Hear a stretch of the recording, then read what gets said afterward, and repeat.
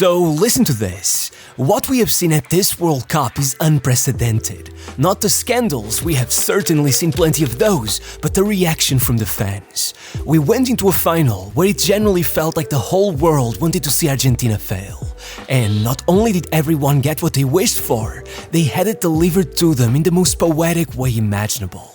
A public beatdown that not only proved Argentina had no right to be in a World Cup final, but was so humiliating that the Argentinians simply could not stop themselves from showing their true colors. Only 5 seconds after the final whistle was heard, without any provocation, Nahuel Molina punched Rodri. And even worse, after Rodri looked back seemingly more confused than anything else, Molina squared up to him no matter what, to which his teammates, instead of trying to calm things down, proceeded to further disgrace themselves with Paredes coming in flying, pushing Eric Garcia by the throat, kicking him onto the ground, and then punching him the second he got back up, sparking up an actual brawl as he dragged Gavi around like a ragdoll. Yet, even after all of that, not only did Otamendi still get in Rodri's face complaining that the Spanish had influenced the referees against him, but as the time to lift the trophy arrived, the whole Argentinian squad turned their backs in protest. However, I must say, I do understand the Argentinians. They just wanted to see the rules be applied consistently. After all, why would Enzo Fernandez get sent off now, when he and his teammates have gotten away with fouls like that the entire tournament? And I mean the entire tournament. First match against Algeria, Messi steps on the calf of Aissa Mandi, studs first from behind, no contact with the ball. More often than not, it would be a straight red, yet there's nothing, not even a VAR check. The match moves on, Messi scores all three in a 3-0 win. Next game against Austria, there's a clear foul from McAllister in the build-up to the opening goal. Not the most egregious infraction, but no VAR check despite clear requests, which would become especially interesting later in the tournament. For the dead rubber against Jordan, there's some controversy about a possible handball by Lo Celso, but who cares? We got bigger fish to fry. So, in the round of 32 versus Cape Verde, no major outstanding controversies, but constant bias towards Argentina. By extra time, Enzo could literally throw himself on the floor with no one remotely close, and a foul would be given. I guess sometimes it's easier to steer a game inch by inch than to make one blatant wrong decision. However, that did not stop them against Egypt. Remember when I said the VAR refused to go back to cancel Argentina's goal against Austria? Well, VAR was willing to rewind the tape all the way back to a play on the other side of the pitch to cancel Egypt's goal. Now, the first mistake here is that the VAR can only go back to the last moment in which Argentina was in position to defend its goal, meaning when Tagliafico got dribbled by Hassan. As The Athletic wrote, Argentina's collective failure to defend their goal because they allowed Zico to run past them is not part of the decision-making process. And the second mistake is that once Argentina magically came back from being 2-0 behind at the 79th minute, the winning goal came straight after a touch on Mo Salah, this one inside the penalty box. And even then, the referee refused to check VAR, going as far as sending off the Egyptian staff for protesting. I think Mo Salah's face says it all. I'll admit that I do think this call specifically could have gone either way, but the difference in treatment is just glaringly obvious. After all, the referees certainly never had any issues with the Argentinians screaming in their faces. And yet, they weren't done. In the quarters, just as it started to seem like Switzerland might score another and take the win, suddenly, VAR gets called for what seemed like your average foul in the middle of the pitch. Then, they claim it is being called for a case of mistaken identity, something normally only used when the referee shows a card to the wrong teammate by mistake. Yet, despite it clearly not being the case, once the replays do show up, everyone can see it. Paredes should definitely not have gotten a yellow, Embolo had dived. And Embolo already had a yellow card, so Embolo got sent off. But was this done by the book? Yeah, technically. But were they stretching the limits of the rules in such a bizarre and desperate manner that it is hard to believe it wasn't done with the intention of helping Argentina? Also yes. Regardless, by then, with the word rigged trending globally against England in the semis, Enzo settled for the casual punch to the back of the head, which is illegal in the UFC but apparently not even a yellow for Argentina, even if Enzo keeps on committing foul after foul. So much so that he got scored the equalizer himself right before Lautaro completed a comeback off of a cross Messi put in, right after stepping on Jet Spence. Yeah, obviously I don't think every single one of these had to 100% be called against Argentina, but if you're focusing on any specific incident, you're missing the big picture. There are dozens of other small calls that could be brought up. There are literal 1 hour-long compilations of mistakes made in favor of Argentina floating around social media, but even that buzz doesn't really matter. The thing is, if you look at the data, it's obvious. Take all the quarterfinalists and calculate how often VAR would be called in their favor, and Argentina not only leads, they're almost 3 times more likely to get a call in their favor than the average. And when it comes to calls against them, well, unlike every other nation, there simply weren't any, even though they committed the most fouls out of any team in the tournament. Add to that the fact that once again they got the most penalties in their favor out of any team, making it 8 in just 2 World Cups when the likes of Brazil have only had 13 in their history across 23 tournaments.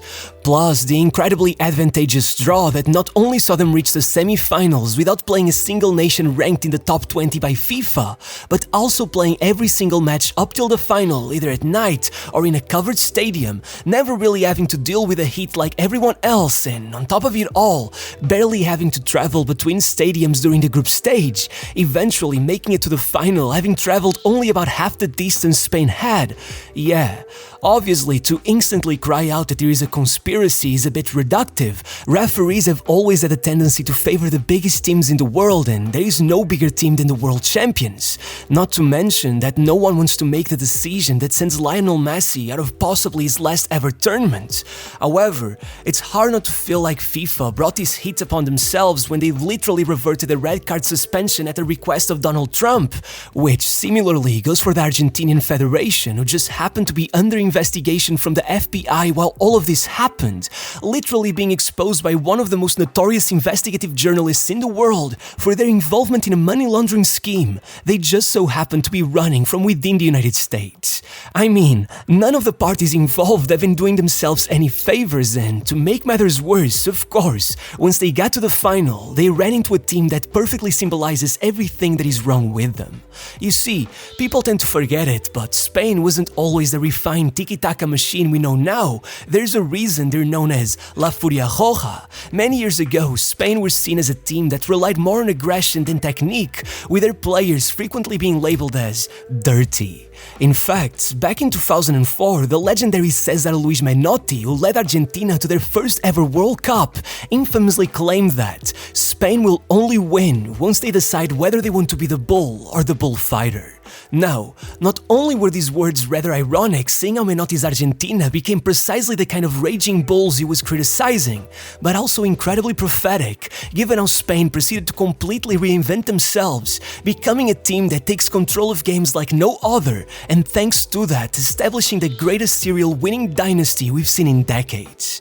You know, when Aragonés and Del Bosque won 3 tournaments back to back to back, it was easy to discount their work due to the sheer amount of talent within that squad. Even when De La Fuente won the Euro, some could argue that it was in great part thanks to the emergence of Yamal or the incredible form of Rodri.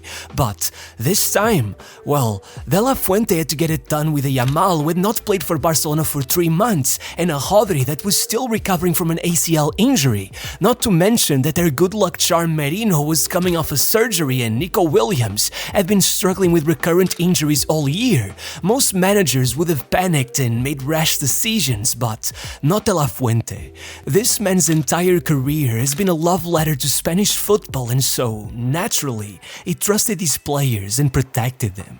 Even publicly backing Unai Simon to keep his place as a starter, no matter how incredible David Raya or Joan Garcia had become.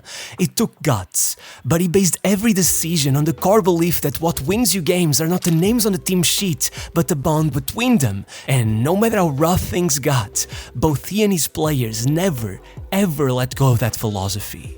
Right from the opening game, Spain were put under the press's microscope. 74% possession, 27 shots and 0 goals against World Cup first-timers Cape Verde. After that, the newspapers back home read more like obituaries than match reports. Historic letdown, huge shock. Suddenly, everyone wanted changes. But, as Nico Williams said, it's better to just keep our mouths shut, like we did at the Euros. Nobody gave us a chance then, and people talked, but in the end, I gave the winner's medal to my mother. And that's exactly what they did.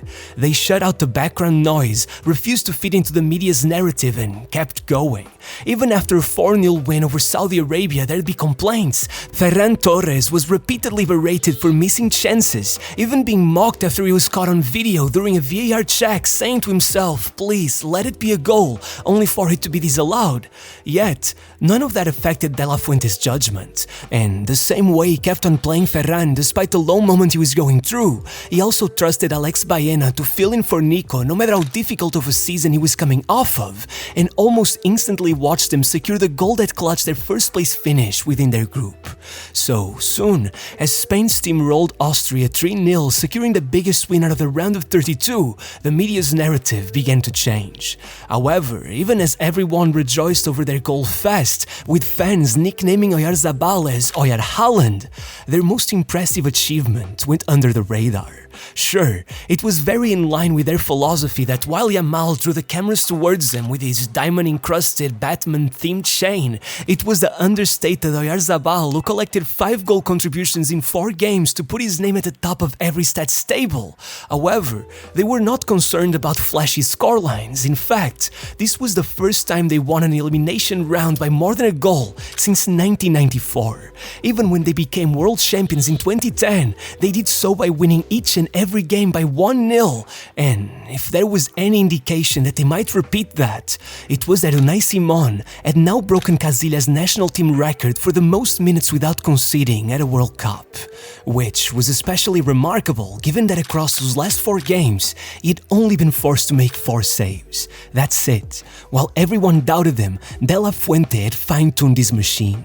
Already then, they were frustrating their opponents, absorbing all the possession and leaving them with nothing to play off of. And so, with Portugal and Belgium both completely suffocated over the next rounds, not only had Unai Simón already broken Walter Zenga's all-time record, but even as he finally conceded, another of De La Fuente's men, Mikel Merino, paid back for the vote of confidence, showing up to both games with little more than 10 minutes on the clock and securing both winning goals to put them in the semis.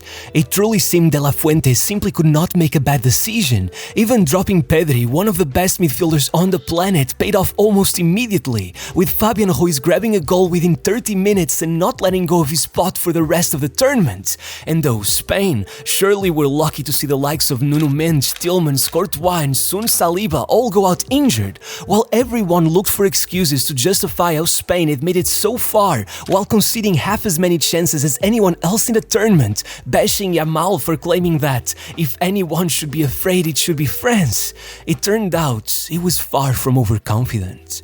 Going up against Spain, the most stacked national team on the planet could not have looked more toothless, any more desperate. With Yamal slowly getting back to his best, Lucas Digne had a nightmare of a match, conceding a penalty and gifting Spain the opener just 22 minutes in, while on the other hand, Rodri and Fabian controlled the midfield with such discipline that Olise was reduced to a bystander, completely detached from Dembele or Mbappé. By half-time, Deschamps was so lost he actually subbed off Rabiot, who was yet to miss a single minute in the tournament. However, no subs could help, not Cherki, not Barcola or even Doué, and with Pedro Porro validating yet another of De La Fuente's bets, scoring their second and taking man of the match, now only Argentina remained. And in their run to the final, they had not played a single match that could prepare them for an opponent like this. If France were mocked for taking 81 minutes before they could even get a shot on target, Argentina were hopeless. A full 90 without even attempting a shot. Spain had them in a state of hypnosis, completely at their mercy, had it not been for Emi Martinez racking up 10 saves and Tagliafico, McAllister, Paredes and Romero going unpunished all game no matter what stunts they pulled. Who knows what kind of historic result result we could have seen. Regardless, it didn't matter, because then Enzo made sure to pull off the kind of acrobatic foul that even a blind man could see, and even if Otamendi managed to delay Spain's winner by flopping around, it then came in the most poetic fashion, straight from the man who had been wishing for his goal since the start of the tournament. As always, De La Fuente trusted Ferran and reaped the rewards, meaning, in the end, no matter how much Argentina's shenanigans pulled the focus away from this great team, what they've done is tremendous. 38 games unbeaten, the record for a national team, only 1 goal conceded all tournament, sweeping every single award. To which, I must say, I'm forever grateful to Unai Simon for saving me from having to watch Emi Martinez hump the Golden Glove a second time.